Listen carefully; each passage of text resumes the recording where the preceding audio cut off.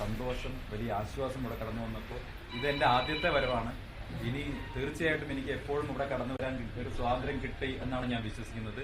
ഒപ്പം കുഞ്ഞാലിക്കുട്ടി സാഹിബ് ഇവിടെ ഉണ്ട്. അദ്ദേഹം ഞാൻ BJP-യിലായിരിക്കുന്ന സമയത്ത് പോലും ഒരുപക്ഷെ ഞാൻ വിചാരിച്ചിരുന്നു അദ്ദേഹം എന്നെ തിരിച്ചറിയുന്ന പോലും എനിക്ക് അറിയില്ലായിരുന്നു. ഒരു ദിവസം പെരിന്തൽമണ്ണയിൽ എൻ്റെ ഭാര്യ ജോലി ചെയ്യുന്ന ആശുപത്രിയിൽ ഞാൻ ഭാര്യയെ രാവിലെ ഡ്രോപ്പ് ചെയ്യാൻ പോയ സമയത്താണ് കുഞ്ഞാലിക്കുട്ടി സാഹിബ് വളരെ ദൂരെ അന്ന് എന്തോ ഉദ്ഘാടനത്തിന് അവിടെ നടന്നു പോവുകയാണ്.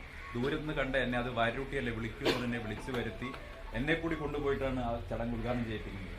അപ്പോൾ അത്രത്തോളം എങ്ങനെയാണ് ഒരു ഡൗൺ ടു എർത്ത് ആയിട്ട് ഒരു മനുഷ്യന് പെരുമാറാൻ സാധിക്കും? ഇത്ര കേരളത്തിലെ ഉന്നതമായ അധികാര സ്ഥാനങ്ങളിലൊക്കെ ഇരുന്ന ഒരാൾ എങ്ങനെയാണ് ഇത്ര ഡൗൺ ടു എർത്ത് ആയിട്ട് പെരുമാറാൻ സാധിക്കുന്നത്? ഞാൻ അത്ഭുതത്തോടെ കണ്ടെന്നുണ്ട്. എൻ്റെ പാർട്ടിയിലെ പഴയ പാർട്ടിയിലെ ചില നേതാക്കന്മാർ അദ്ദേഹത്തെയൊക്കെ കണ്ടു പഠിച്ചിരുന്നെങ്കിൽ എന്ന് ഞാൻ അന്നേ ആഗ്രഹിച്ചിരുന്നു. അപ്പോൾ എത്ര ഉന്നതമായ സ്ഥാനങ്ങൾ ഇന്നലെ പറഞ്ഞത് സന്ദീപിന് വലിയ കസേര കിട്ടട്ടെ എന്നാണല്ലോ പറഞ്ഞത്.